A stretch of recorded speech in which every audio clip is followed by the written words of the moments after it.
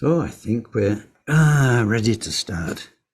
So a very, very good morning, everyone, and welcome to this 15th session on the Mahamudra prayer.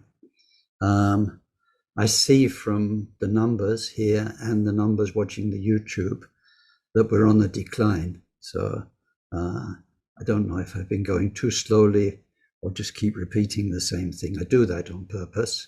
I do that because I'm probably getting old and repeat myself without knowing it. But anyway, a very warm welcome to everyone who's here. And for those of you joining us on YouTube, then good morning, good afternoon, or good evening, wherever you are. And it's great that you're following this series. So let's start today with our very necessary and very wonderful bodhicitta motivation, where our mind becomes big, and big in space, big in time, where we think of all the lives that have got us here and all the lives we've got yet to go, and what we want to do with them, and how just now we're at the control panel. What we do with this life is key. We have a precious human existence. We have the Dharma teachings. Not only do we have the Dharma teachings, we have teachers. And we have the best Dharma teachings. If we don't do, as one text it says, you need to do with this what needs to be done with this. So we need to do with these teachings what needs to be done with these teachings, which is to transform our lives, find the deep happiness of Dharma, and to make that so strong, it will be our best friend, life after life after life. No more wandering, no more causing trouble, no more hurting others. Just a wonderful future where our presence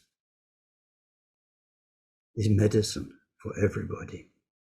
So we turn our hearts in loving care to everybody, including as many as we can, and especially those with whom we have karmic connection in this life.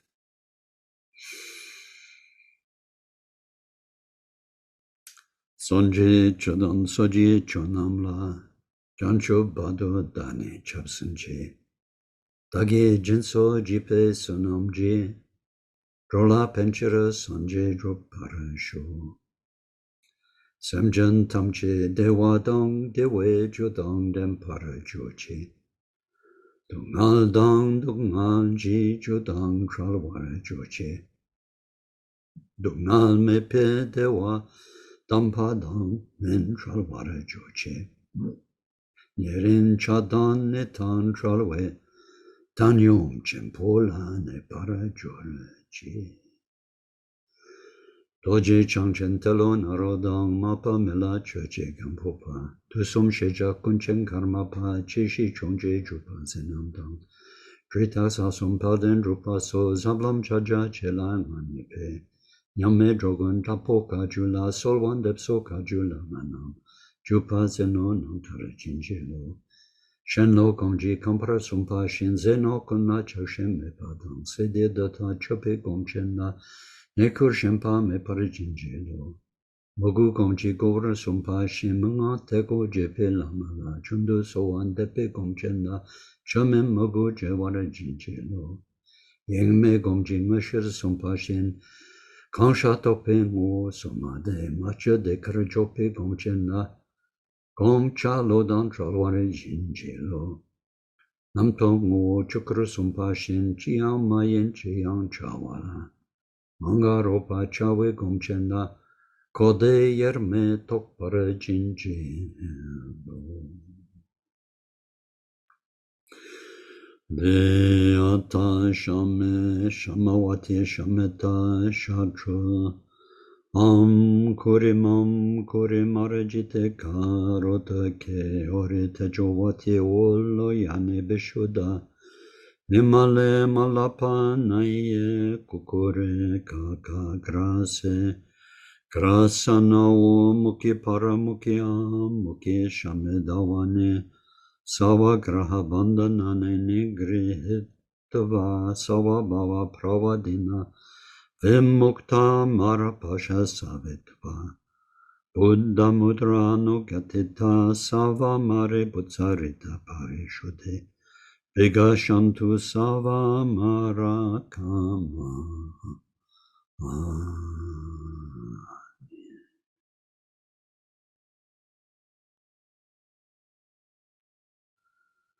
Alen Sawe Lama Rinpoche Dage Chiwara Pende Denshoda Garin Chempo Gone Jesonte Kuson Tujin Madrup Sound Sol.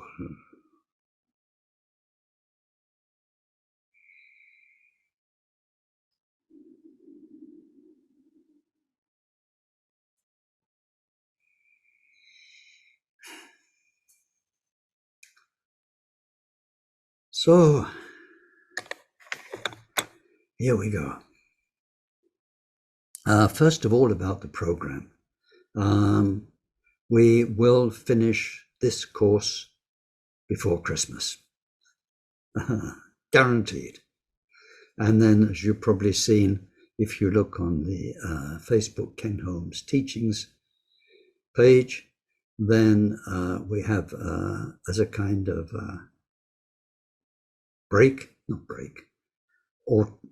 alternation from this long course on not just a very deep, the deepest probably topic of all, then we will have a short course on a very useful and straightforward, understandable topic, which is generosity, but seen through the eyes of the Bodhisattva, why we practice it, how we practice it. A couple of sessions, and then a third session on generosity as we practice it very specially in the Vajrayana. But anyway, today we are soldering on with our Mahamudra prayer. Now, we spent some time with shamatha because it is a topic that we need to spend good time with, I suppose. And simple as that. And so where do I want to start? Let's start before we go back into these verses. These verses that we've had a couple of weeks on already, and we've got another couple of weeks today, next week at least, are about how we meditate. Before that, we had the view, which is like looking at the map, studying the map. Where are we going? Why are we going there? What is the Mahamudra practice about?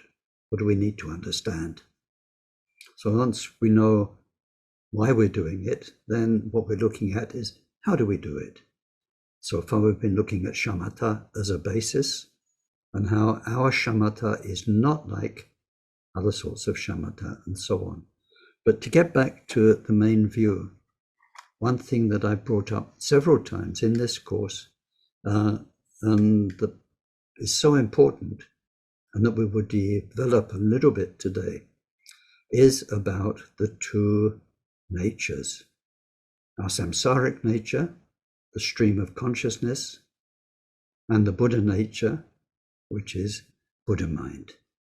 The stream of consciousness in which we are 360 degrees Dolby stereo immersed in at the moment. We are a stream of consciousness. But that stream of consciousness, is impermanent. It always involves suffering, always. Impermanent, it involves suffering, and there is no lasting being, no self, no me. That's the main characteristics. No self, impermanence, suffering. It works through karma, cause and effect. It is cause and effect, and the effects will carry on for as long as the causes are active, potent, powerful. So that's one stream of what we call mind. And we've been looking at verses which keep going back to mind, which is what Mahamudra deals with. That's the samsaric mind. But then, running parallel to that, we have Buddha mind, which is so different. It's not impermanent, it's changeless. It's never going to change.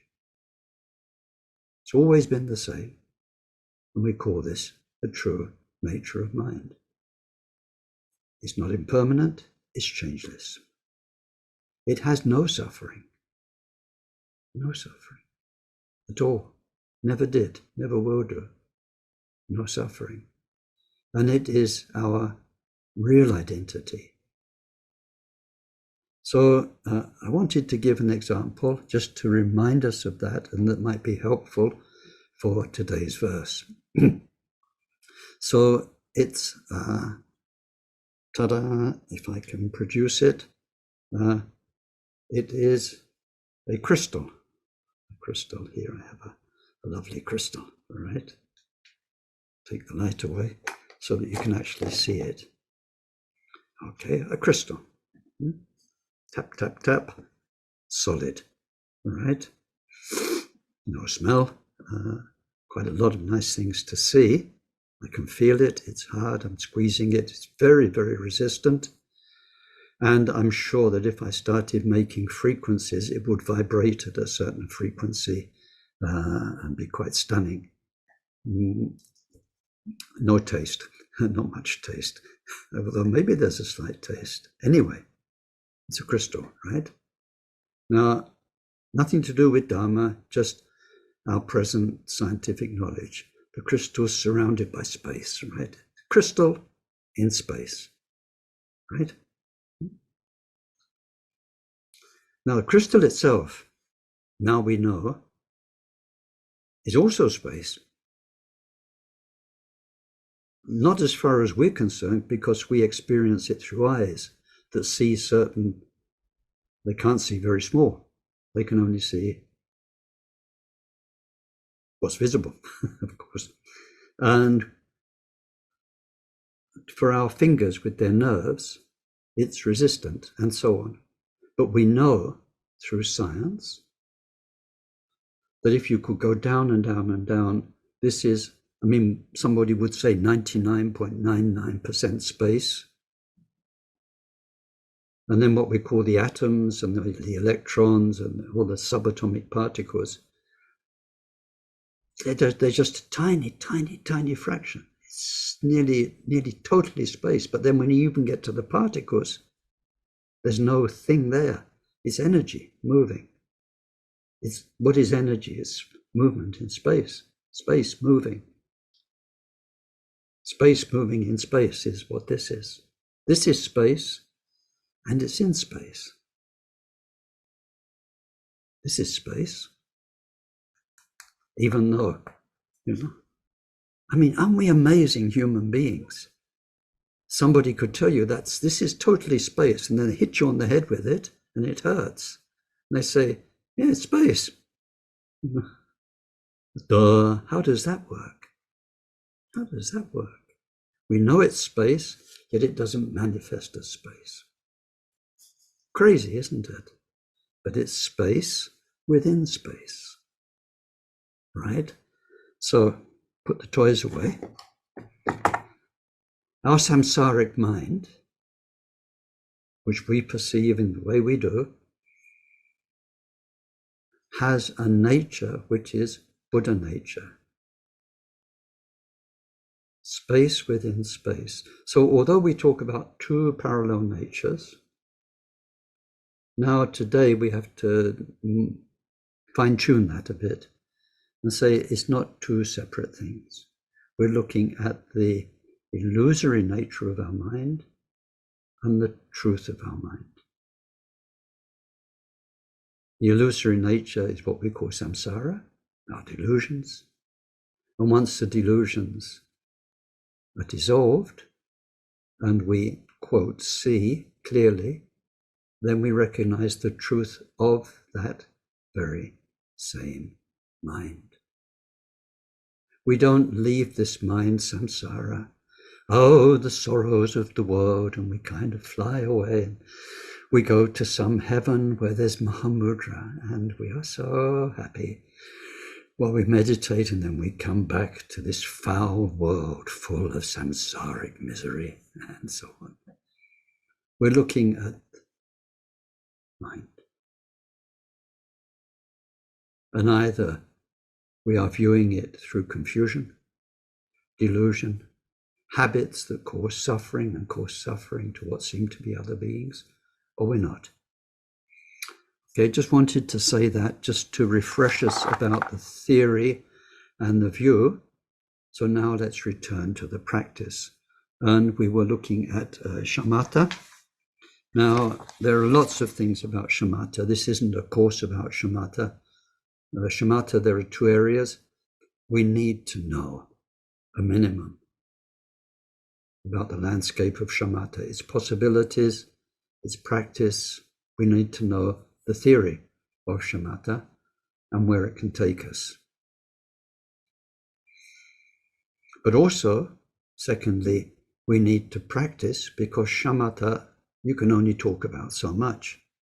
It's like when if you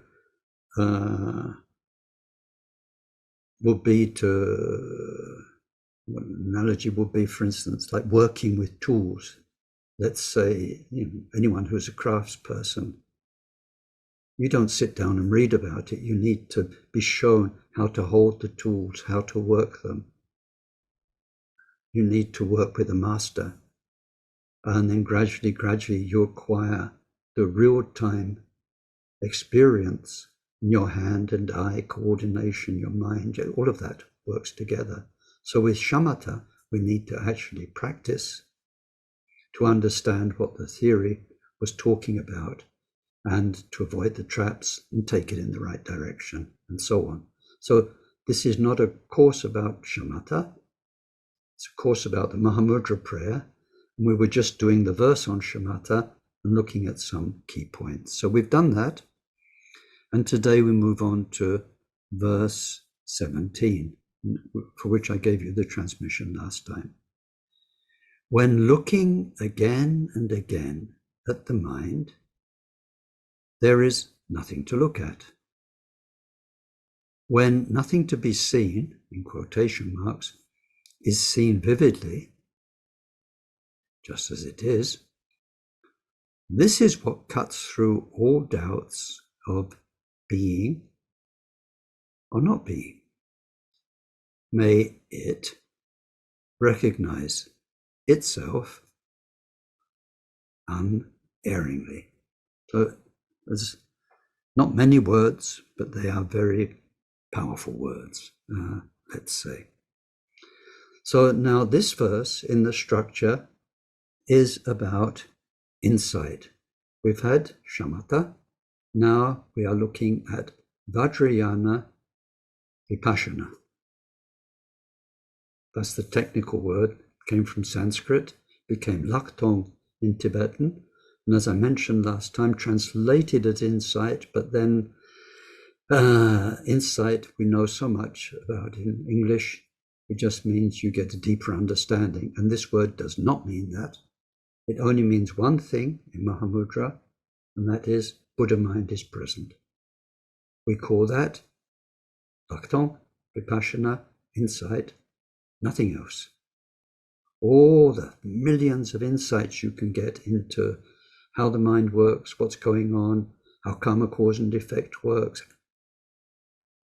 Wonderful insights in the English sense of the word insight are not what vipassana means in Mahayana in general, and in Vajrayana Mahamudra in particular. So let's just spend a moment with that. Between the basic Buddha teachings, the Shravaka teachings, these days the Theravada teachings, and Mahayana Buddhism, there is already a difference, a big difference, in the use of the word vipassana. In the Shravaka teachings, vipassana means insight into the Four Noble Truths. So that within shamatha, as one stills the mind, goes through the various stages of absorption, from that pure place of shamatha, worldly life, the worldly mind, is seen as suffering. One understands the causes of that suffering. One understands you can be free, nirvana, from that suffering. And then one understands the causes of the freedom, the causes of nirvana, the Four Noble Truths. When that insight is at its best, on a platform of beautifully stable, pure, profound shamatha, you become an arhat. That's the destination of the Theravada path, the basic Buddhist path. When it goes deeper, we have 4 phases for each of the Four Noble Truths, which means what they call 16 moments of insight. In the Bodhisattva path, insight means Buddha mind is present. We get insight only when we reach first Bodhisattva level, at which point our mind is extricated from samsara irreversibly. That's what first Bodhisattva level means. We've left the stream of consciousness's power forever. And from that moment on, through all of our meditation, Bodhisattva practice, we are never separate from Buddha mind. It's our default state. That's in the Bodhisattva teachings. So in Mahamudra, it is not different. The method for getting there is special, but the meaning is the same as for all bodhisattvas. Vipassana, laktom, insight means Buddha mind is there. When Buddha mind is there, ego isn't. You, the past drive that got you into all of the creations that made your samsara, diffused, no longer powerful. Buddha mind is your default state. So now in this verse, it says, when looking again and again at the mind. How do we do that? Aha. Well, there are lots of ways. Now, when we come to verse 19, we're on verse 17, right? When we come to verse 19, we'll see that there are many ways of looking at the mind in order to get enlightened. There's the Madhyamaka, Middle Way philosophical school, where we look at the mind using all sorts of tools, using all sorts of teachings, and in particular Nagarjuna's teachings and then Asanga's teachings, whereby we explore mind. There's the Dzogchen way, where we use methods, yogic methods, methods of looking with the eyes in different ways, and then all sorts of methods for awakening to the Buddha mind. And then there is the Mahamudra way, so different methods, but all of them getting us to know mind. How we do it is with the one-on-one instructions of a guru. So I can't say, first you do this, then you do that, then you do that. There are some methods which are quite common, and then, how can you say, unusually, now our wonderful teacher, Tai Situpa, is teaching people Mahamudra, and they're all going through the stages of this text, Mahamudra, Ocean of Certainty. But in the past, it was always taught one-on-one, even if it used a classic template like this book behind me contains. But the point is, how and when you look at the mind is determined by the teacher. You may need to do a lot of purification, preparation work, the 4 foundations, 4 special foundations, 4 extra special foundations. You may need to do idam practice, guru yogas of various sorts, vajravarahi, idam practice, chakrasamvara. But at one point, when your ground is prepared, and that mainly means you've left samsara behind, you're not interested anymore, really and truly, then I'm thinking of the verse in the prayer I did at the beginning, short prayer to Vajradhara, where it says, disgust with samsara is the very feat of meditation. So anyway, when you're ready, the teacher will tell you. Now, at that point, whatever you've read and whatever you've studied, you need to forget. And that's not easy. Forget about shunyata, emptiness, voidness that you've heard about. Forget about everything you've read, heard, and you need to learn to meditate, how can you say, from zero. At that point, you realize, in a way, it would have been better if you've never read a book, if you've never read all of those Dzogchen Chensi wonderful things on Facebook or any of that stuff about the depths, because you are loaded with preconceptions about what you're about to do. And that makes a waste of time. It makes obstacles. You're expecting something to happen. A lot of the time, you're faking it, even though you don't realize you're faking it. You're sitting there telling yourself it's void.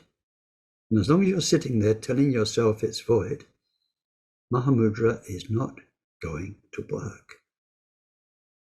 As long as you tell yourself, yeah, it's like a dream. Yeah, that's like a dream. And there now is the co-emergent, because I'm aware of this, and at the same time I'm aware of my awareness. Wow, man, this is co-emergent something. Oh, this is sahaja, whatever.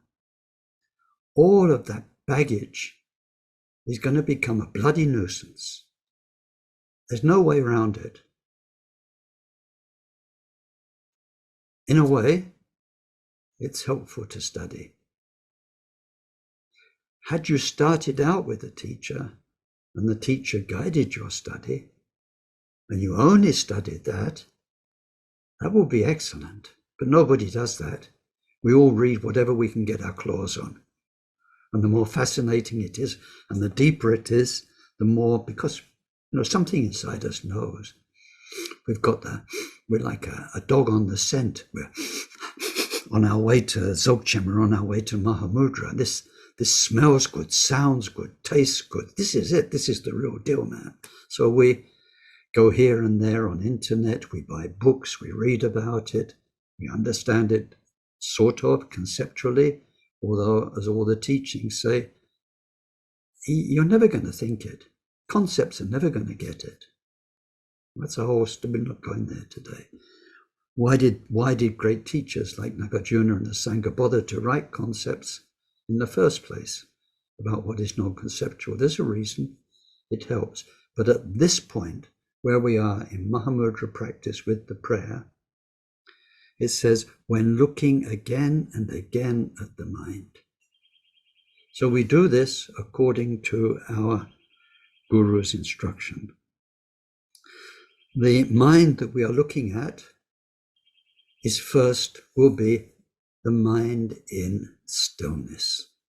So our shamatha practice that we have cultivated through many techniques of shamatha that I mentioned before, with an object, without an object, sacred object, non-sacred object, following the breath, and so on.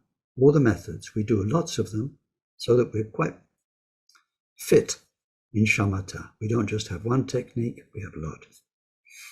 But then we look in that peacefulness, when the mind is what? Just quiet. Well, mind is well, body is well, everything is still, mind is still. Then our Guru shows us how to explore the still mind. It feels at first there's nothing there what's there to explore? What is shamatha? Nothing going on. It's a very definition of peace. Nothing's happening. So, but there's a lot. We need our Guru's guidance. And so first we have, if we follow this, Tai Situpa is teaching, then we have ways to explore. We learn to look at mind again and again in the moment. Now,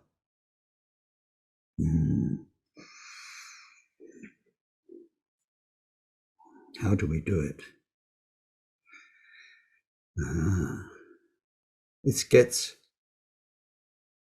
hard to explain, and it's something that, can you say, philosophers have talked about.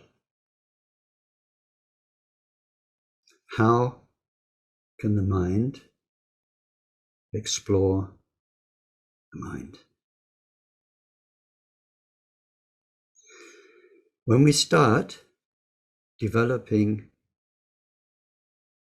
wisdom from shamatha, it can feel very much like we can observe the mind.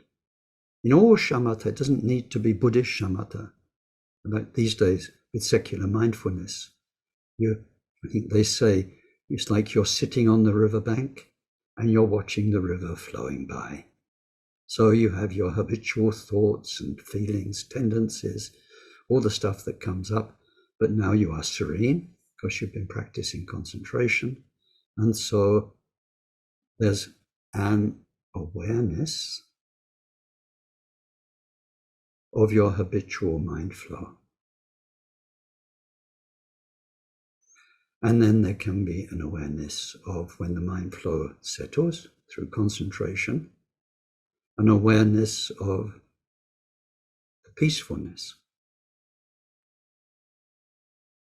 an awareness of the peacefulness, just like we were aware of a rock, aware of a candle flame, aware of the breath. Awareness, object. So it would seem that the next step is for awareness to be aware of itself. And you get these days, they say you watch the watcher and things like that. So where the philosophers get the bit between their teeth, he says, can you do that?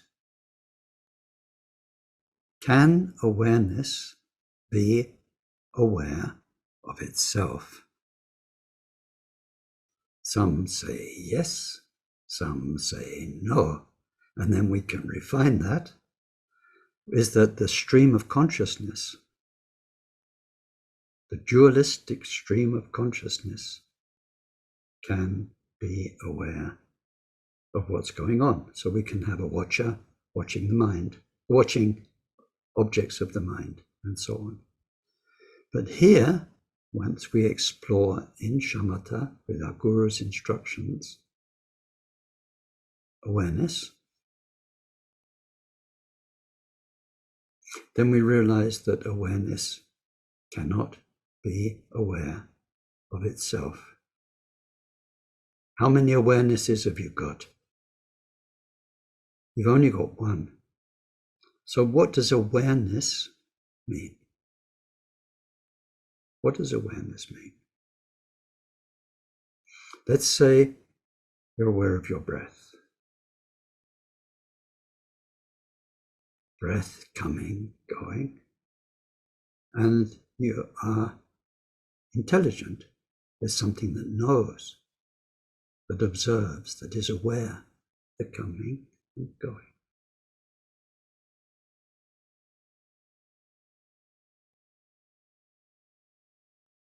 What is the awareness? Other than coming and the going. If we try and become aware of the awareness, then the awareness of the breath is gone, because we're taking it to try and find an awareness, which is itself. You can't. This is why we've had this before in the course. It's like a sword trying to cut itself. No matter how fast you move it, how skillfully, the cutting edge is never going to catch itself. It's as daft as a dog trying to catch its tail. You're going around in circles. It can't happen. He's saying, one says, it's like a fingertip trying to touch itself. It can't. So the point is, and the point that the 8th Tai Situpa makes in the commentary, is that we can only analyze. We can only investigate awareness in the post-meditation state, not while it's happening. The awareness of the peace will be broken by an attempt to become aware of the awareness that can't happen.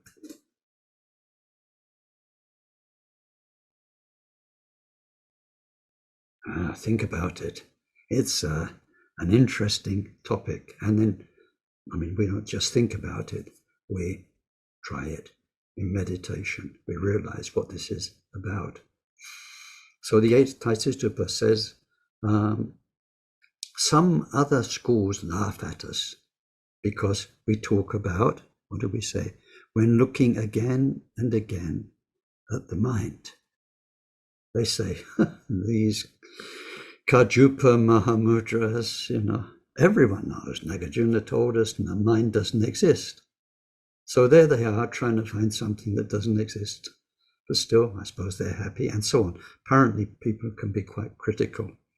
So what does it mean? So now we come to what is special. This is why we need a guru. We need a guru to help us explore mind in the classical way of vipassana pre-training. We try and find, where is the mind? Is it inside us? Is it has some location in the head, in the heart? Is it omnipresent?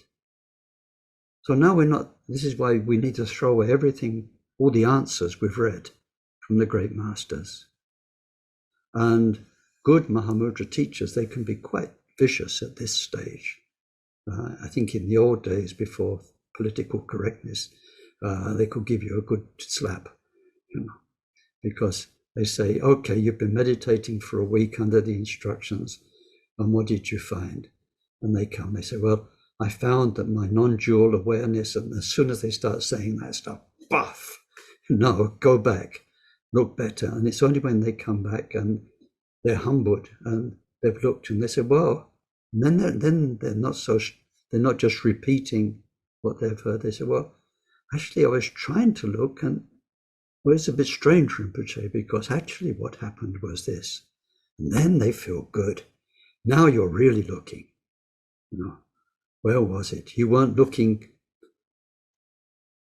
like somebody who's seen the test paper answers in advance, you know. So you know the answers, you just feel, I've got to look, but I know what this is all about, and it seems like it. Somehow, all of that fortress of preconceived projections about what all this is about needs to be removed, put in the bin. It needs to be as though you've never done it. And then the teacher will really help you. And we'll go through, where is the mind? Does it have shape? Does it have color? We look at it's a series of investigations that the teacher helps us with. That's the preliminaries. And then we get to the point where we sit with the teacher, and there is what is called these days a pointing out of the nature of mind, whereby it is not dualistic consciousness, one part of the duality looking at another, but consciousness shuts up. The stream of consciousness is there, but through the grace, through the power of devotion, through the power of the teacher's blessing, through the lineage, then the Buddha mind, is found. So then we need to go on our cushion and find it again and again. This is why it says we're looking again and again at the mind. We need to look in the still mind at first. But then after the still mind, there's what's called the moving mind. So the still mind is shamatha, we are just at peace. And from that peace, it's easier to let Buddha mind, as shown by the Guru, be there. But then we let the mind move, or we make it move, into thought, into emotion, into memory, to all the things the mind does. And again we try and find in the still mind, the moving mind, we learn how to transcend what's happening on a relative level and let Buddha mind be. The only way we'll get out of thousands of lifetimes of samsara is by doing this again and again and again. Samsara's a deeply embedded habit, and we need to wake up from the sleep again and again, emerge from the illusion, the power of the illusion, again and again, again and again. Build up the moments of Buddha mind awareness, make them longer. More moments, longer moments. So that's what this verse is about. Now, what are we finding in Buddha mind? It says there is nothing to look at. So I want to read to you from the Tai Situpa's commentary.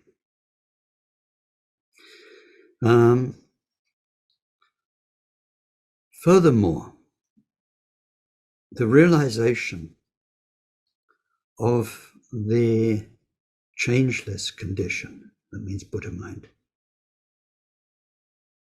which is itself devoid of all the characteristics of thought, of meditation, of view, of cognition, of sight, of experience, and so on. Those are all words. You should understand, for instance, that being free of the obfuscations, that's a lovely word, the obfuscations that come out of ignorance. Now, what's he talking about here? These obfuscations, it's not the usual obfuscations of desire and anger, and it's the obfuscations of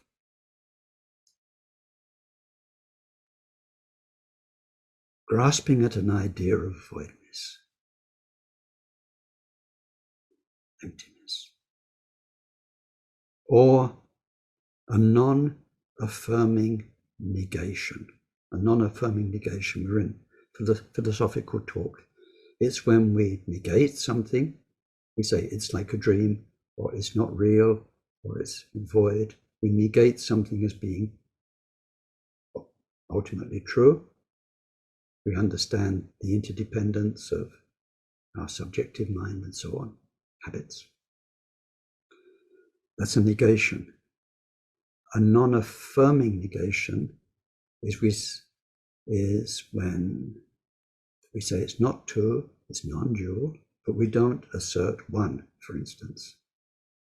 Non-affirming, we don't affirm oneness, but we do negate duality. We see how duality is wrong. There is no thing out there and perception of it here. It's one and the same, sort of, but we don't say it's one. So all of that's in philosophy.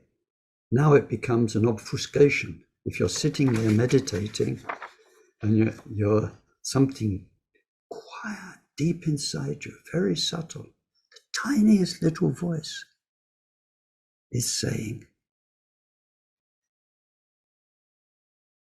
this duality is unreal.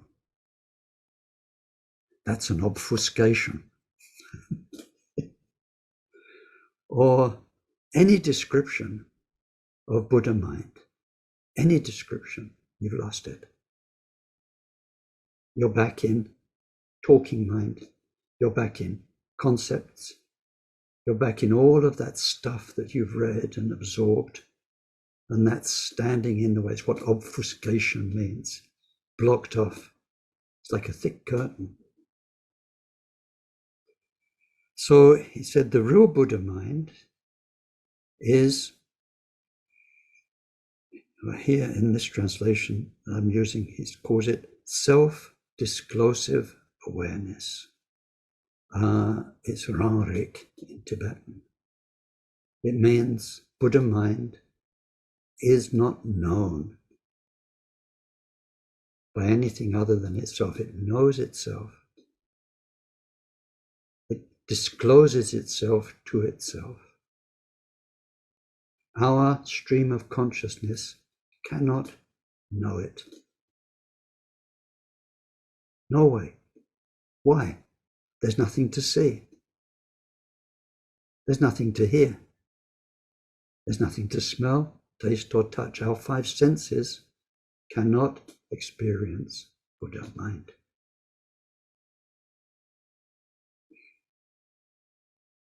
And then we can't think it. We can't experience it with our usual stream of consciousness. So when it's there, it knows itself. And this is what we're going to do again and again. Transcend the stream of consciousness. Let Buddha mind be, and it knows itself. Now, the present Tai Situpa, 12th, in explaining this to a modern audience, in quite a short course, needed to emphasize one thing. And he said, this is like the meeting of long lost mother and child. So you imagine, mother and child, maybe you were separated when the child was 12 years old. And now when the child's 30, like some of these refugee stories, then you come back. Or sometimes you see now on social media, somebody who brings up lions and then they go into a safari park and the person comes back 10 years later and the lions come bounding up and cuddle the person. You know who it is. And the reunion is just, wow, Mom, oh, it's been so long, But in this case, you definitely know it's your mum, right? It's not like, who are you? Are you my mum? And I remember when traveling with the 16th Karmapa, his interpreter, Achi Tsepel, who's putting stuff on YouTube these days, Memories of the 16th Karmapa. As a young refugee, Achi stayed in India, and his brother was sent to Switzerland. So they're very young children. So Achi grew up speaking very nice English. He was brought up in a Catholic school in Darjeeling, and his brother was brought up speaking Swiss German. So when we were in Switzerland, Achi met his brother for the first time since they were tiny kids. And they needed an interpreter because Achi had Tibetan and English, and his brother, who was younger brother, only had Swiss German. So it was amazing, beautiful reunion.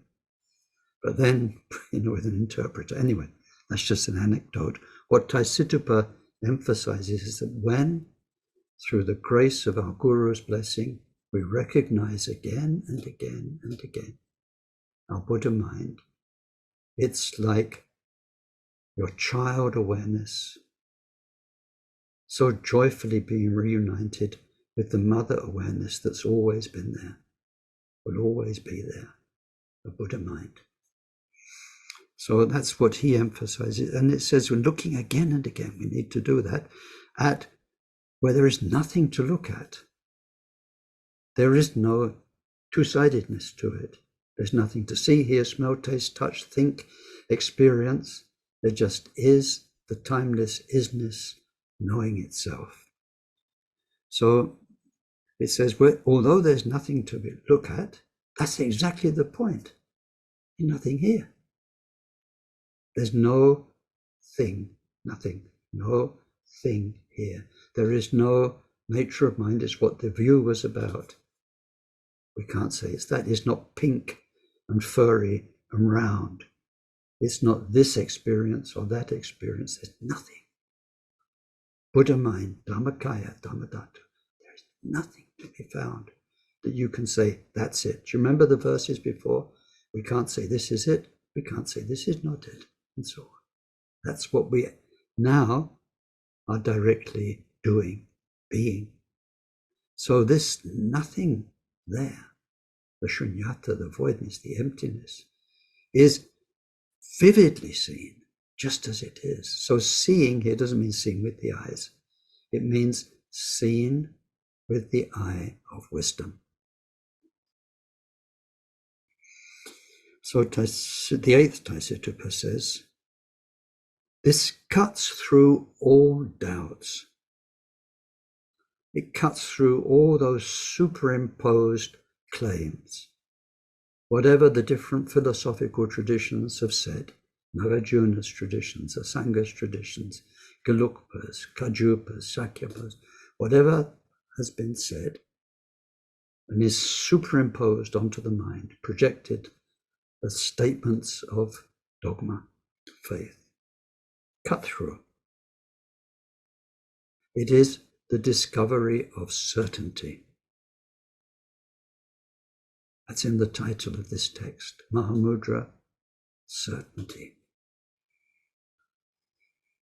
And due to the elimination of the ebb and flow of thoughts, this is the great bliss. So if you're wondering, we've got it on paper here from Tai Situpa, right? What's great bliss? What's it like? Is it like super orgasm or something like that? What is the great bliss they're all talking about? What's Amitabha's land of great bliss? That's what it's called, Dewa Chimpo, great bliss. It is the elimination of the ebb and flow of dissatisfactory thoughts. It's over. It's over. All that thinking, all that being in the dark, all that longing for what in the end is never going to satisfy you. All of that is over.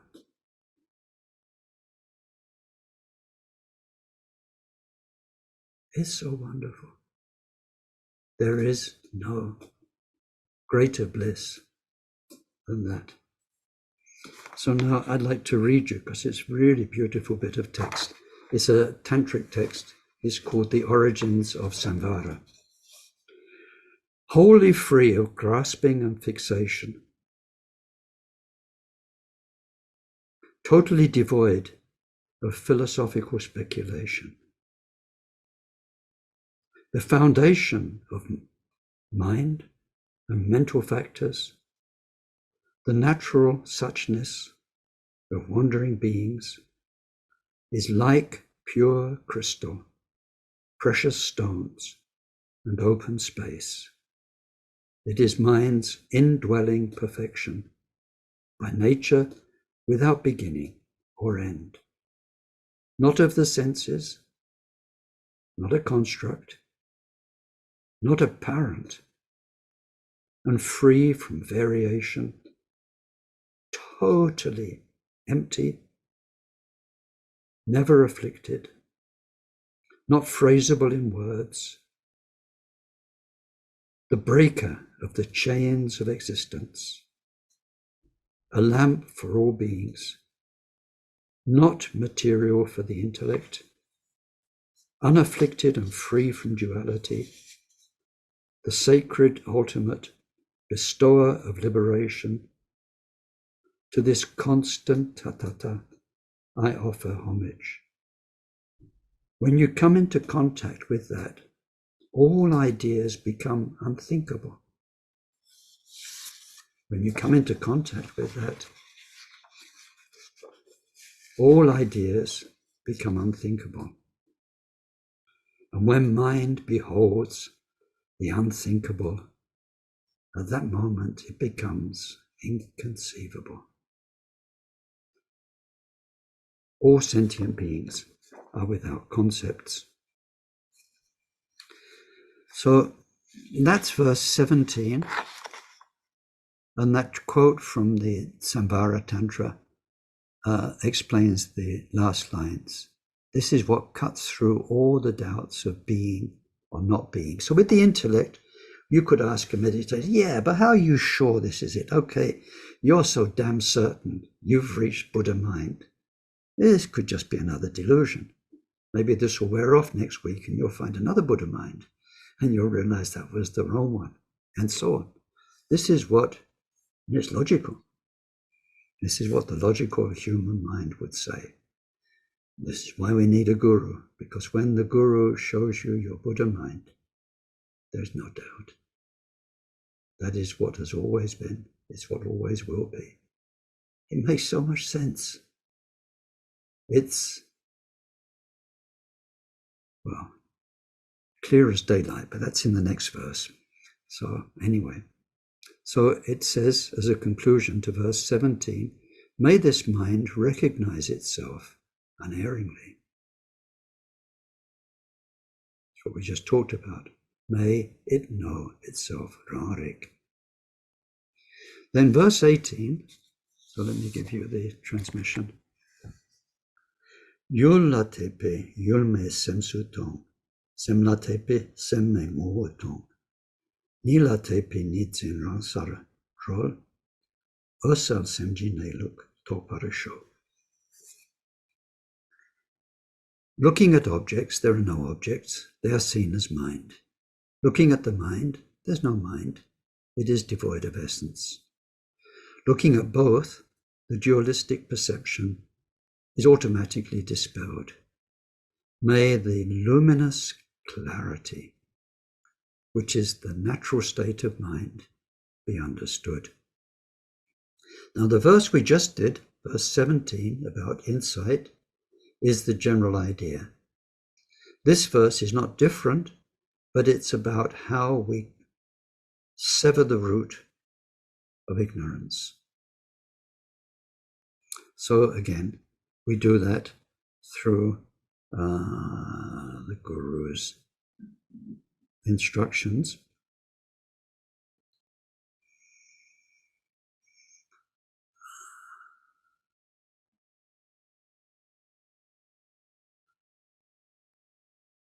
So now in the living reality of the insight within the still mind of shamatha, or the shamatha at peace with the moving mind, let's put it like that.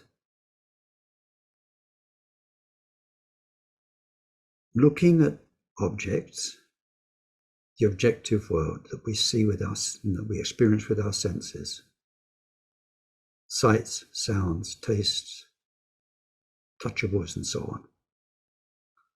We realize there are no objects out there.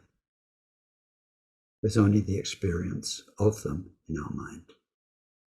We're not talking about philosophy here. We're talking about the reality of sitting on your cushion and looking at what for you before was an object out there. Now, as you sit with all that work you've done, with all of your Mahamudra preliminaries, Yidam practice and so on, and then the shamatha, and then the gurus pointing out and instructions, with all of that, we need to sit and make it real. Not do something with things, but sit in that truth and realize, gosh, there really are no objects out there. That mountain is happening in here, or here, or there, or wherever you experience it. Now, I can't describe this, but this is how it is. Again and again, because why? We are severing the root, making those things real and outside and independent of our interaction with them as what got us into suffering. Realizing that whatever's producing the experience in our mind, if there is a world out there, if there isn't, depending on the philosophy, it doesn't matter. Our experience is only ever in our mind, and making it real and thinking of it as separate got us into trouble, made the obfuscations of all sorts. So now we have in living reality again and again and again to be very clear that what seem like objects are a mental experience. We've been through this before in the theory. That you see something, but actually your mind is experiencing your visual cortex that processes input data and so on. So there's no objects, it's seen as mind. So then, with the Guru's instructions, as I explained in the previous verse, we examine the mind in post-meditation, which means that, say you do 3 minutes of shamatha, resting in the essence of mind. And then immediately when you stop, then you can, what was that? What happened there? We can investigate. Where was it? Inside me, outside me? What went on? We can investigate then. But anyway, and then in the session it's different. Mind knows itself. We have meditation, post-meditation, and gradually the boundaries between them diminish. This is a whole topic. Big topic. And if you do visualization meditations, it becomes really interesting. But anyway, the boundary between meditation and post-meditation diminishes. So when we look at the mind, again and again and again, we can't find mind as something that's doing it. It is devoid of an essence. Now in this case, because we often talk about the essence of mind, the essence of mind that we're talking about is its void nature, its essential characteristic. There's nothing there to be found. That's what we mean by the essence of mind. Can't find anything. It's not like there's an essence. I found it. I got there. This is the essence, and it's blue and or whatever, or it's in my heart center and not somewhere else, or whatever. An essence nobody ever found. We need to look and look and look so we can affirm that through direct experience. So looking at the mind, there is no mind, it's devoid of an essence.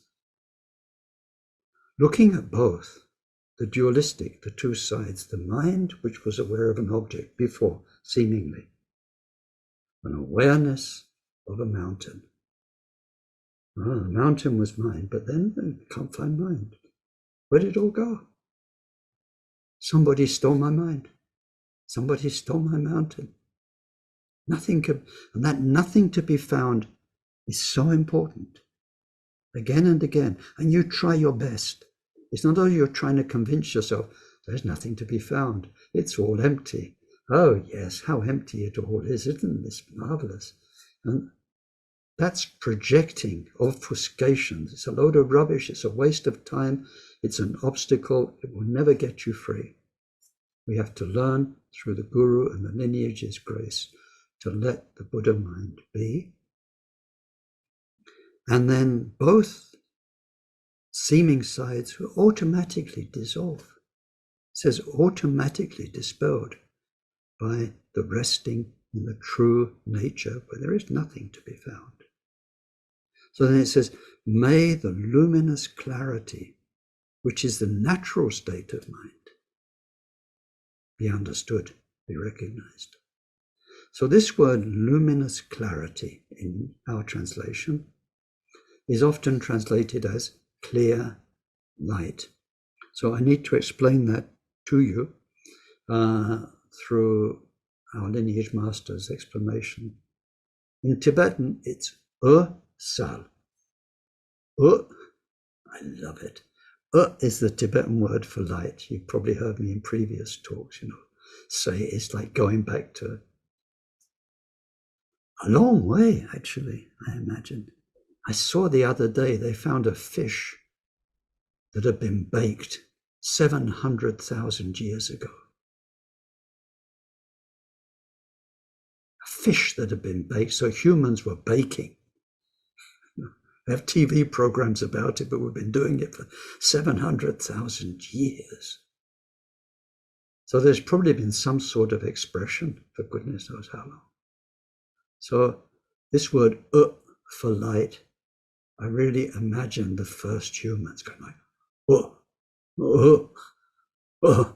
like this. It's so basic. So is light. Sal means clear.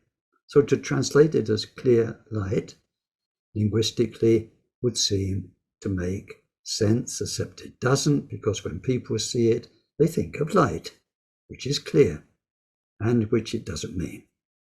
It means, that's his Trungpa Rinpoche's explanation and many other lamas, it is as clear as when a bright light shines. The understanding of everything, everybody that ever happened that is in Buddha mind is so clear. This is why there's no doubt. So clear. As clear as when a bright light shines. So we all know this. If you can't see something well, you take it over, put it under the light, and you squint a bit more, then you can see it. Or when it's dark, you have to walk around so carefully. You could slide into a river, you could get caught up in the brambles. You can't see where you're going, you have to feel by touch. And then the sun comes up, you can see for miles. You can see where to go, where not to go. It's so different when there is a light. So this is an analogy. Our mind is as clear about everything. Samsara, Nirvana, Buddha, everything. As in ordinary life when a bright light shines on things. So that's the standard explanation of Ursal, and I translate it as luminous clarity. The current Tai Situpa, when he explained this verse and he wanted to put his finger on the meaning of Ursal, he said, the main point is the vastness and the unobstructedness of mind. And this term unobstructed is very important in Mahamudra. Sometimes, how can you say, our awareness stops at a certain point. There's a wall, there's a limit. You can only know so much in a certain way. It's like in a room, you can only see the walls, you can't see beyond the walls. And then when you get out, and it's a brilliant day, and you can see endlessly up into the space, into the sky. So like that, then wasal means there is no obstruction to the knowing. The Buddha mind can know anything and everything. And Milarepa says, when you know that one thing, you know everything. And you can know thousands of things, but never know that one thing. So here, the Osal says, may this luminous clarity, Osal, which is the natural state, and this is the amazing thing. This is the natural state. The rest is unnatural. I had a very good friend, marvelous man, a few generations older than me, that I had the privilege to work with in the 1990s. Dr. Pezet, he was a homeopath in France. Wonderful man. He wrote quite a few books, and I worked with him on one book. But anyway, he wrote one book, Subhumans and Super Machines, which was a prediction for the future and the way society was going and how we needed to resist that and become real humans and not let the machines take over. Anyway, this is the natural state. It's how we should, blooming well should be, at peace in this awakened state of mind, which is, as we saw in the lovely quote from Sambara, it cuts through all the suffering. It's the end of it. That's natural.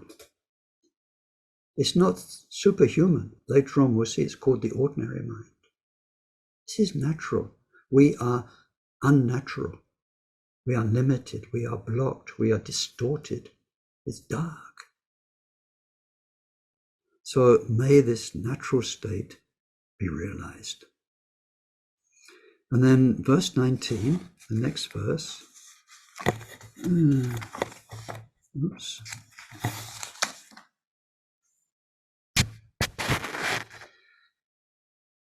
Yitre trawa dini chajache, tadam trawa uma chempoyin. Dini kundu dzogchen, she jangcha. Chikshe kundan tokbe, dan toksho.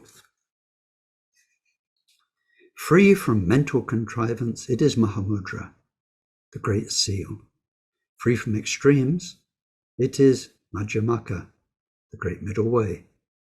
Being the totality of everything, it is also Mahasamdhi, the great perfection.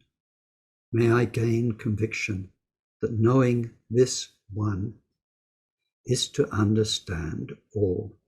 Now, this verse is very useful for us. Now we've had the view, then in the practice we've had shamatha and insight that cuts the root of all the samsaric process. Now we're looking at Buddhism and Buddhist schools.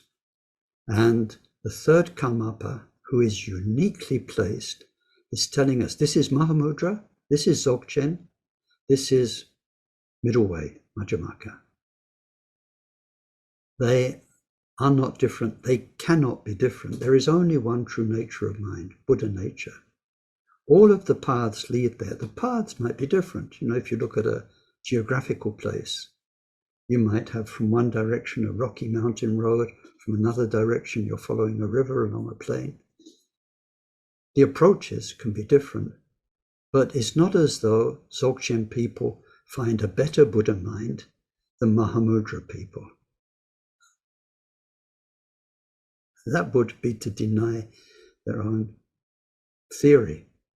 And it's not as though middle way, with all the middle way philosophy, I mean, there are, if ever you get into middle way and you see there's a consequentialist school and there's this school, and then in Tibet there's Shentong and there's Rangtong, and when they're talking about it, the way they talk about it, and they argue with each other and they contest each other. And in the world of concepts, there are schools. And then in the world of methods and techniques, there are schools. And now the Buddhist schools, unfortunately, in Tibet, are often in competition with each other. Of course, the party line is the big guys at the top, the Karmapas and the Sakyapanditas and the others, they were beyond all of that. But within the schools, there's sectarianism. It's a long story. We see it in Mapa's story. When he goes to India, there's this other translator who often he meets up with him. He's so jealous and so curious because they're going to go back and establish what they found in India, in Tibet. One of the earliest schools was the Sakyapas. They had a huge influence in China when they were the gurus of the Chinese emperors. The emperor's ministers were getting more and more upset because every year more and more offerings were going to the Sakya family because it's a family dynasty. The way in Sakyapas it works, they're celibate, so it's not children, but it's nephews, right? So nephews take over, and nephews have been a big, big deal in Tibet. So there was a family dynasty, and there were caravans full of all sorts of expensive offerings going. The ministers weren't happy. And then Karmapakshi comes along. Karmapa, who is not a family. Karmapa, before he dies, writes a letter, says where the next Karmapa is. The Chinese emperor's ministers love this. No family dynasty that you're going to send lots and lots and lots of stuff to, and also a brilliant teacher. So you can understand that there was a little bit of distress in the Sakyapas when the Chinese emperors switched to the Kagyu lineage. And by some strange coincidence, then there seems to be a lot of critical texts which say, yeah, but the Kagyupas, when you look into their lineage, they say they do this, but then, anyway. It's been going on for ages, all of this. Load of rubbish, honestly. Unnecessary, not terrifically Buddhist, but it's been there. And the philosophers have philosophical wars and context with each other about what they all say is beyond concept. It's just mad. They can't even see what they're doing themselves. It's like science. I saw an amazing thing by Terry Pratchett the other day. First there was nothing, and then it went bang. First there was nothing, and then it went bang. Excuse me, what went bang? Nothing doesn't go bang.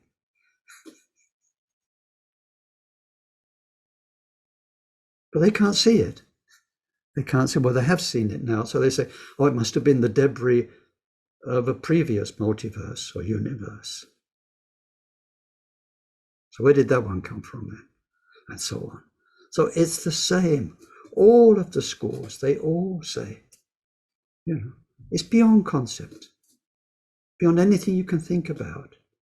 It's the one and only, this is the words in Sanskrit, it's the one and only truth. One and only. So the end result for all the schools, yet, and I'm sure you've seen it, you get a feeling from some of the schools like, actually our one gets there. Like if you practice whatever it is, Dzogchen or Mahamudra, and then you get terminology. So I have to say a few words about this, but first things first. This statement is made by the third Jawa Karmapa. You hear today people say things like, well, anyway, Christianity, Buddhism, Sufism, they all end up at the same place. It's all one.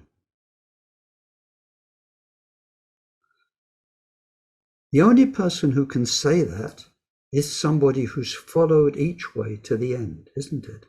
If you follow the Christian path to its end and the Buddhist path to its end, you say, oh, it's the same. You can say that authentically. Otherwise, you're saying, I think they're the same, or I hope they're the same, or I read somewhere that somebody said they're all the same. You can only say they end up in the same place, they come from the same source, if you have done that yourself. So the third Karmapa, when you read his biography, was a great Dzogchen master. The Karmanintic Dzogchen teachings. He was a holder of that lineage. From early on in his life, he had some wonderful Dzogchen teachers. And he was also a Tema finder. He received Dzogchen teachings directly from Buddha Rinpoche. So he can say, this is Dzogchen, without any doubt. He was as much a Dzogchen master as anyone's ever been. When he was still in his teens, he went to a Kadampa monastery, and there he studied the Middle Way teachings, both of Nagarjuna and the Sangha, very, very thoroughly. So he was very well versed in Middle Way. And he meditated in the way of the Middle Way, and especially in the Middle Way of exploring the mind. Its location, color, its characteristics, and all of that stuff from Nagarjuna, from the Sangha. So he can say, this is Middle Way. He was the direct heir to the teachings of Marpa, Milarepa, Gampopa about Mahamudra, path of skillful means, path of liberation. So in this verse, he is telling us from his own experience that free from mental contrivance, this is Mahamudra. Mahamudra means the great seal. Maha, great, mudra, seal. The stamp. There is the stamp, the seal of Buddha mind on every moment of our experience. Free from extremes, it is the great middle way. That's what the middle way means, free from the 4 or the 8 extremes we study in middle way philosophy, Madhyamaka. Being the totality of everything, it is the great perfection, Mahasamdhi. Everything perfect. May I gain conviction that knowing this one, so knowing directly, this one that in fact it knows itself, it's not me who knows. This Buddha mind, knowing itself, is where all of those paths, which are different, lead to. So Dzogchen path has its own methods. Madhyamaka path has its own methods. Mahamudra has its own methods, many of them. Yet they vary in the methods. But they end up in this one and only place. Now, there is something just to slip in here, although time's ticking on. This is Mahamudra, the great seal. Now, there is some, what can you call it, controversy or discussion about Mahamudra, because what came from Indian practice, what is quite very relevant, Vajrayana practice, when we do visualizations and mantra practices and so on, are the 4 mudras, the 4 seals. There is Samaya Mudra, Kama Mudra, Dhamma Mudra, and Mahamudra. So Samaya Mudra, Samaya means our connection, our profound connection, when we visualize the deities and so on, so that we realize we are really Chinrezig or Tara or Vajravarahi or whatever. Samaya Mudra. And then there is Kama Mudra, where we work with the inner energies, the chakras, channels, and so on, and part of that work can be with a living consort or with a visualized consort, because the most powerful energy often is the sexual energy. And that needs to be taken into the path and become a very powerful agent of the path. Mahamudra, there is Dharmacharya, where we need to understand the mind.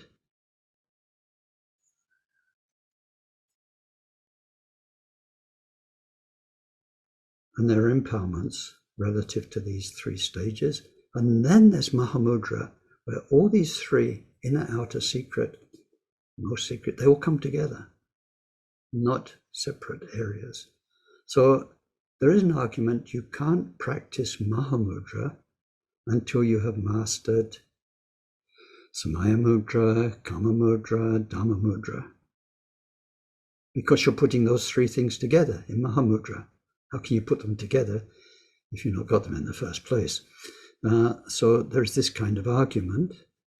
And then through Gampopa, it's one of the reasons we had that little section on Gampopa last Tuesday, we have Gampopa showing us that it depends on the disciple. Some disciples need to go through this path of this stage and that stage and that. Maybe the three mudras, then Mahamudra is the fourth one. Some can be taught essence Mahamudra from the beginning, direct transmission of Buddha mind, just like that, if they're ready karmically. Others need to do mudra to a certain extent until they're ready. Some need to do yidam practice or tumo or whatever. It can vary. So there isn't sort of only one way to accomplish Mahamudra. That's in the commentary to this verse. And then when it is accomplished, it is not different from mastering or accomplishing Dzogchen or the Middle Way. So with that, now we've got through the sections of the prayer dealing with the view and dealing with the practice. Today we looked at the general idea of the practice in verse 17. We looked at verse 18, which is more specifically about how do you actually sever the root of your history and your samsara. And then the conclusion that what we're doing here is achieving the same end as the other main great schools that went to Tibet. Then when we come back next week, then we'll move on to the results of all of this. We'll look at what comes out of this, what we've been looking at, how to practice. So let's dedicate anything that was good.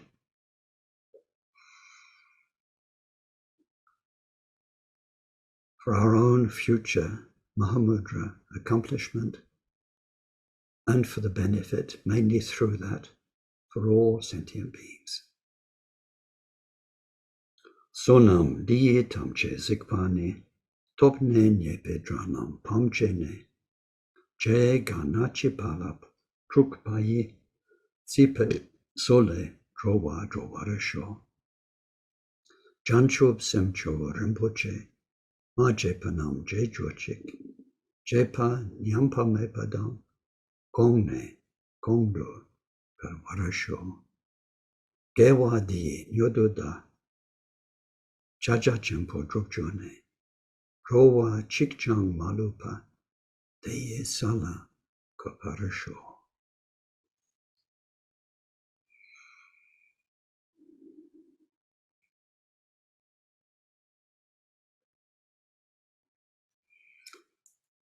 Thank you very much. Let me put you all on screen.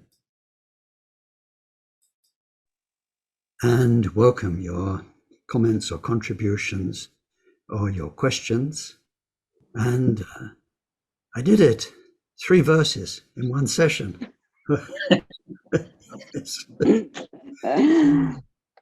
Christmas is in sight. Okay. Well, maybe Christmas is in sight. Then that will be good. Hi, Ken. You were talking about the end result and the differences, well, between the different Buddhist schools, but also other religions. It reminded me. I was at a talk by the Dalai Lama, and he was giving his usual talk about the universal nature of enlightenment and so forth, and one approach. And there was a Christian who said, yes, but there are a lot of philosophical differences between us and many different practices between the different religions. And he used this phrase, which I've never forgotten.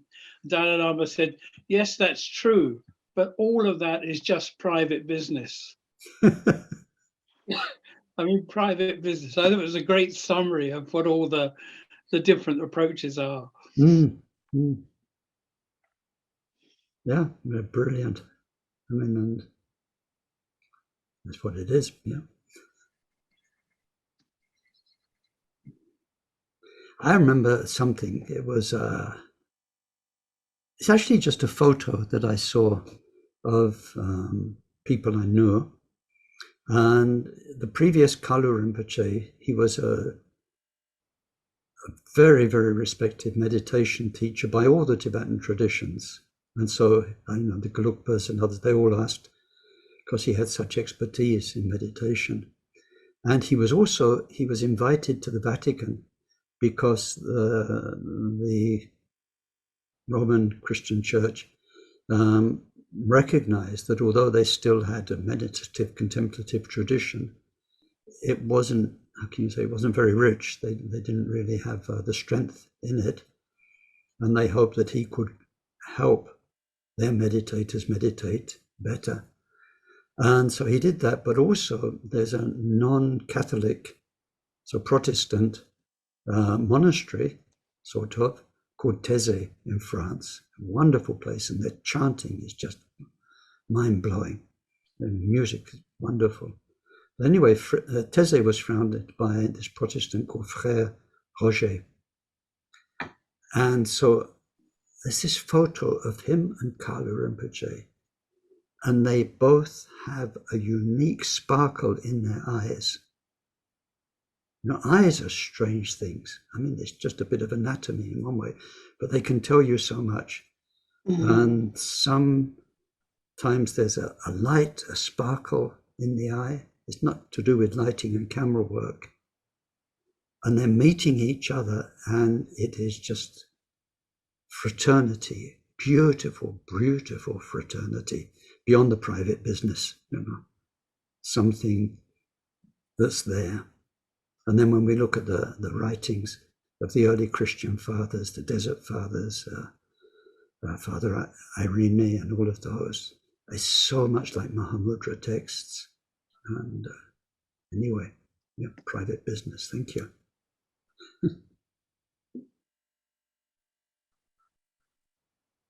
I would like to ask about talking about the eye of wisdom. Yes. And I think you said that there are different kind of jhana eye and prajna eye.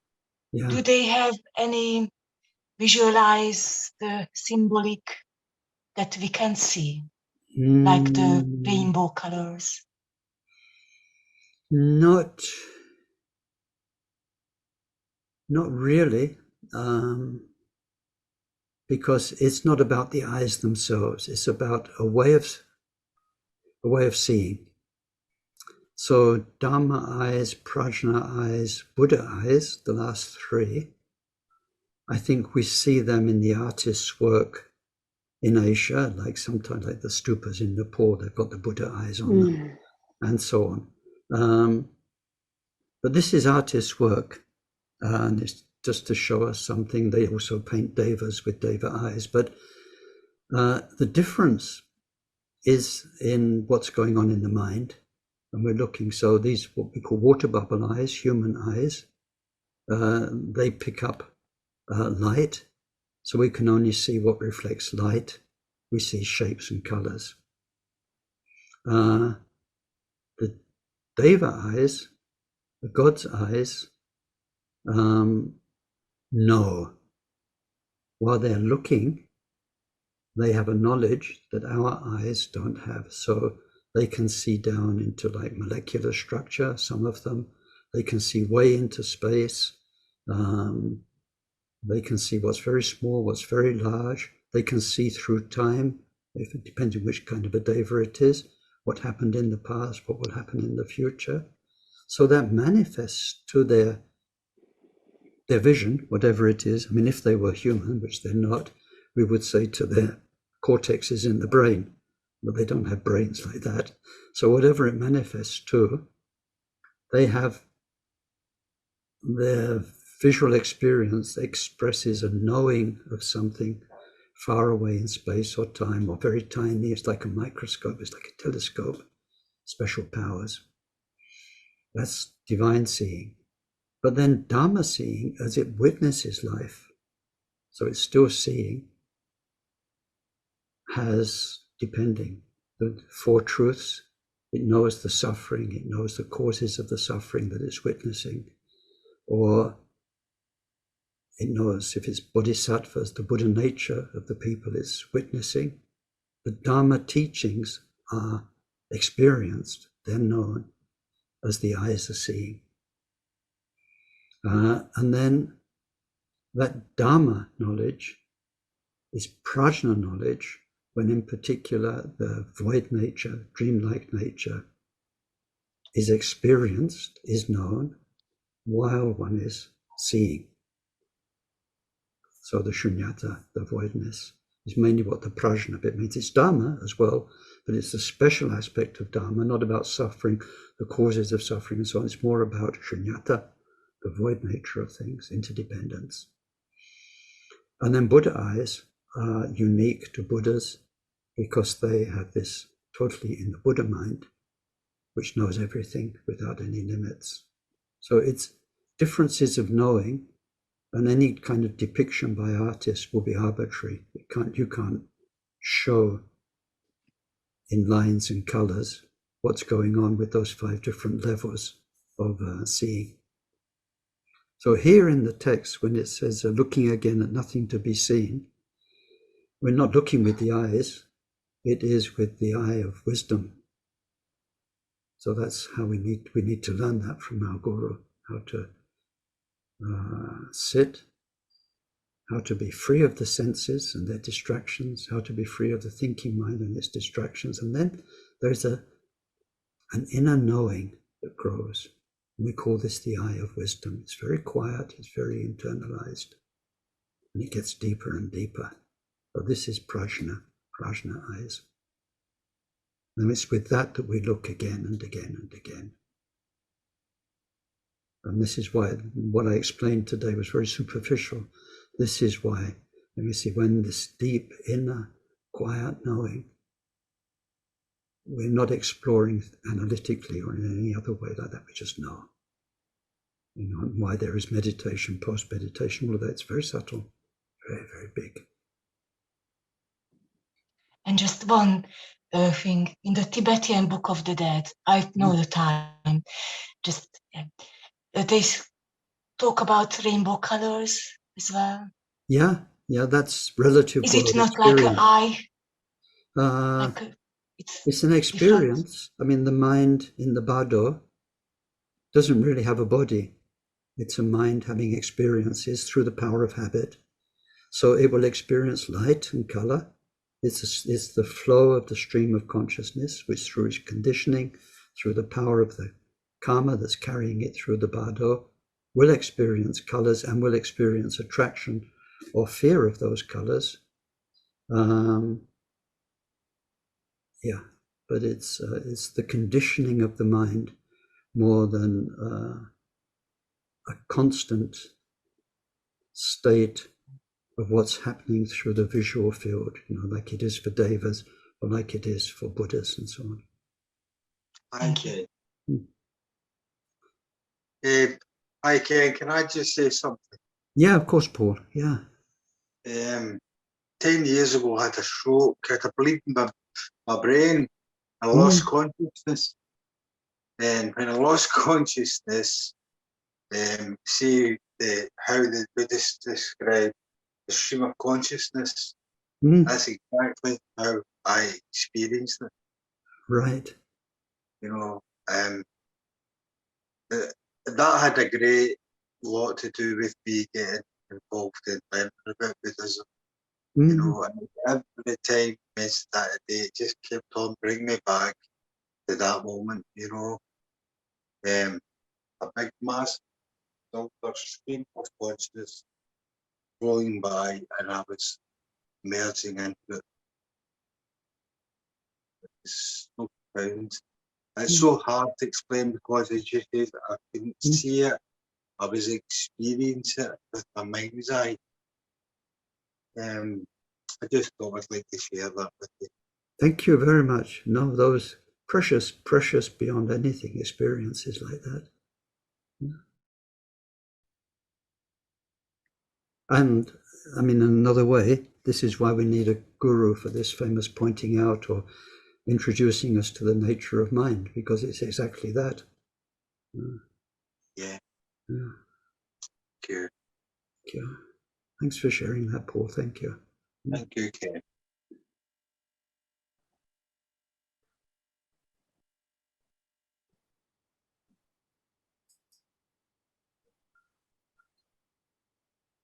Okay, maybe we're finished for today. Thank you all. May I please say something? Yeah, Anna. Hello. Hello. I was just wondering, what would your thoughts be on this? Recently, I became really quite interested, I would say, in the idea of the time. You know, like we see our life as a stream of time, and we project in the future. We find ourselves attached to the past. But I'm kind of playing with the idea of no time, and the only time is just right now and here, and then just being in that moment. Obviously, it's not possible to do it. Well, for me right now, it's not possible to do it all the time. But I try to remind myself as often as I remember to just experience right now, and just open up the experience just right now without concept. And I begin to find it really very freeing, kind of. You know, when I remind myself time and again that this is just an experience, the experience that flows through my awareness, maybe. And that's all it is just an experience. And it's really peculiar.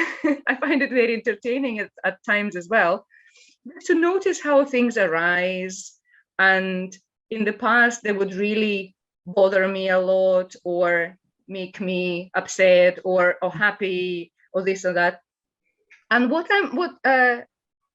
I'm also thinking sometimes is, you know, when we study Dharma, there is a lot of we hear it time and again about this nirvana, this liberation, this freedom, you know, and it's almost, you know, if I'm not careful, I will find myself attached to that idea that this is my destination and I really want to get there, you know, but that becomes a projection for the future, and I lose the grasp of what is happening right now. And it's just sometimes just my mind. I'm trying not to conceptualize a lot about it. That's why I kind of try to bring it. As soon as I catch myself, oh, I'm now thinking about it, I just think, no, just be with it. Just be, just right now. The only time is only now. Just be with it, whatever it is. Just be here. I remember hearing a quote from Pema Chodron, who says that we are attached to the idea of hope. You know, and hope is a wonderful thing, and this is not to diminish the concept of hope at all, but the hope, always the idea of it kind of takes us out of now and places our mind in the future where things will be better or different. and for me that loses now. And just the sense of that there's only now at any point in life, the only time is only now. I don't have a clue what's happening in the next minute. I might drop dead, or I might have some wonderful experience, or might have a negative experience. This is only a concept anyway. And the only thing that is really of any kind of reality is only now. Well, that could launch a huge discussion, Anna, because it's about how we skillfully, wisely put together relative reality and ultimate reality. So what you're experiencing, what you're very beautifully describing to us, is a very good antidote for being caught up in the sort of mind that we were in before. Our conditioning, lifelong conditioning, many lives long conditioning, is to be in the present moment and to realize all of the different aspects of power that those things have over us. So we shake free of them by being in the present. But then again, on a relative level, and this is why the Buddha teaches, otherwise he would only have taught people to be in the present moment, which is quite simple in a way, he teaches us about karma, cause and effect, because no matter how much you're going to be in any of us is going to be in the present moment, the next moment's going to happen, and our karma is going to unfold. So as long as the idea is this, as long as you are thinking, think useful things. Once you go beyond thinking, well, you've gone beyond thinking, so it's not a question anymore. So if we're going to have hope, then rather than hoping for a $500 million super yacht, we hope for enlightenment for the benefit of all beings. And if we're going to let our mind dwell in concepts, it's just concepts, but the way our world is suffering, the way people are poor, the way ghosts are suffering and so on, what could we do to help them? These are helpful concepts. The general idea of the Bodhisattva path is we take what's there, desire and thoughts based in time, as you say, memories of the past, looking towards the future, we make them useful. They become lighter. It's not that you get sometimes something, they put L-I-T-E afterwards, like Coca-Cola, light. We start with samsara, and then we make it samsara light, and that becomes bodhisattva light, and that becomes bodhisattva shunyata. It's nice. It helps us to transit, and it's very, very good, that kind of work you do, because it wriggles us out of the straitjacket of our old samsaric thinking. But the relative level is very, very important. And when we look more into the philosophy of this Mahamudra prayer, then this whole thing, we're looking at not a Mahamudra, which is something over there, or just it's the true nature of everything, and everything is samsara, everybody else's mind. So it's a huge topic, but I'm glad you're doing what you're doing, because it really seems very, very helpful, very, very good stage of the path. Thank you. Thanks for sharing. Thank you, Ken. Thank you so much. Thank you, everyone. Okay, well, we did our dedication. Have a lovely week, everybody, and see you very soon. Thanks a lot. Bye-bye now. Bye. Thank you, Ken. Bye. Thank you, Ken. Thank you, everyone. Bye. Bye, everyone. Thank you, Ken. Cheers. Bye, everyone. Thank you, Ken. Goodbye. Thanks, everyone. Thanks, Ken. Bye.